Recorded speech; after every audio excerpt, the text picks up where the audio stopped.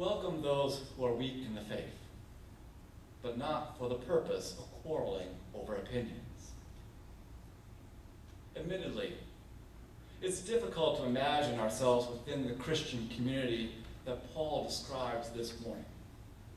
After all, we hardly quarrel amongst ourselves, being one joyous communion of extraordinary saints. Well, not exactly. Still, it's hard to imagine a community being torn apart about discussions around food.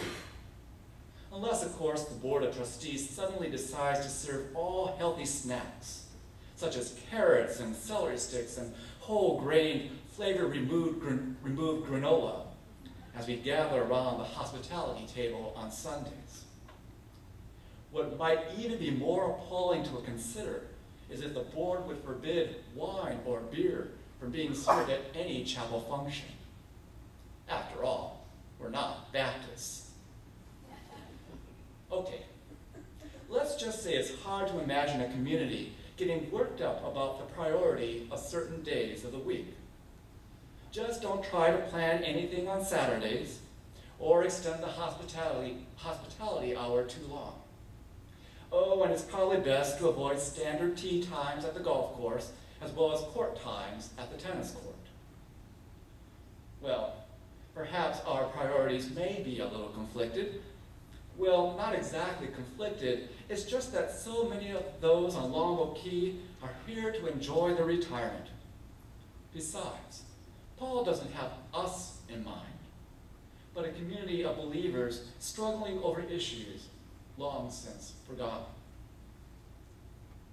Welcome those who are weak in the faith, but not for the purpose of quarreling over opinions. As you listen to the reading from Romans this morning, you might have assumed that Paul was referring to the dietary restrictions of the Jewish community. Certainly the early church brought together Christian Jews and Christian Gentiles into a closer relationship.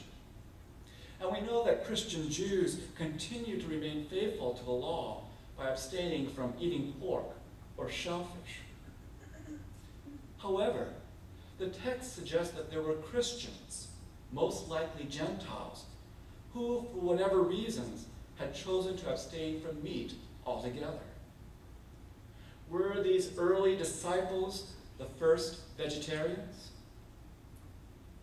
Or might they have been an early chapter of PETA, People for the Ethical Treatment of Animals? Clearly their presence, their insistence upon these expanded dietary restrictions caused consternation within the early church as people began to take sides. Thankfully, this branch of Christianity did not take root, so to speak. And imagine a life of asparagus soaked in milky bread, as was served at my table as a child, or a bowl of succotash for breakfast, lunch, and dinner. Needless to say, I am not a vegetarian. Paul is not exactly unbiased in this matter.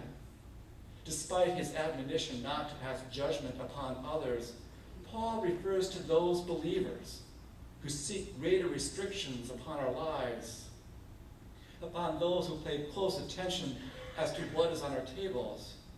He refers to these Christians as being among the weaker Christians, perhaps not trusting enough in the grace of God. Likewise, Paul also refers to the practice of honoring some days over others. This could be a reference to the Sabbath observance, or it is more likely a reference to Gentile Christians who were influenced by the Roman calendar with its feast days honoring the pagan gods. Paul speaks to these Christians about their sense of time, the movement of the days and weeks, the ways they gave preference to some days over others. Paul seeks forbearance to allow everyone to follow their own sense of time. One might wonder that since we are still influenced by the Roman calendar, does this place us among the weaker Christians, not treating all days alike? unable to take one day at a time, to live one moment at a time. Of course, such disputes over the nature of the Christian life have captured the attention of the church throughout its history. Recently, I shared with a member of the chapel memories of my family gathered around the dining room table every Sunday for roast beef dinner and playing cards, pinochle and hearts and Uno for the rest of the afternoon. I took it for granted that people could play cards on Sundays, unaware that there were still many who considered such activities as disrespectful on the Lord's Day. So too, it wasn't that long ago when liquor couldn't be sold on Sundays. Even now, you have to wait until 12 p.m., as if it's going to make a difference to God whether you buy the beer at 11:50 a.m. or 12 p.m. sharp.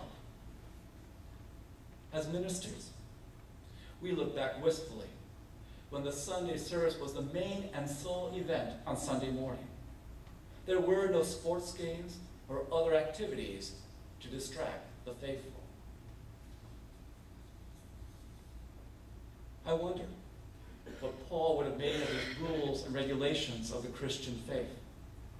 Would he have referred to those who choose to abstain from alcohol, to those who wouldn't play cards or dance or listen to rock and roll as the weaker Christians? Would he have considered those who faithfully attended services on Sunday to be no better than those who sought to worship God in their own fashion, whether deep within the woods or even on a golf course?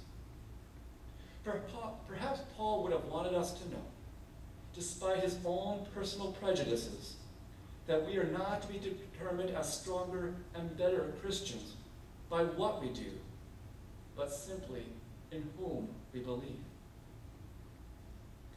Actually, things really haven't changed that much. One of the first things I was taught in seminary as a pastor, that when you go into a new church, you don't change anything during the first year. Being the good student, I intended to follow this advice at my small churches in Pennsylvania. As to be expected, my first challenge presented itself just days before the first Sunday service. I couldn't make sense of the order of worship. It was like anything that I had ever seen. To me, there was no order in the order of worship. As someone who likes order, it gnawed at me throughout the week. Thankfully, I discovered that every minister before me had changed the service upon his or her arrival. Thus, I assured myself that I wouldn't really be changing anything, as change seemed to be the norm at my churches.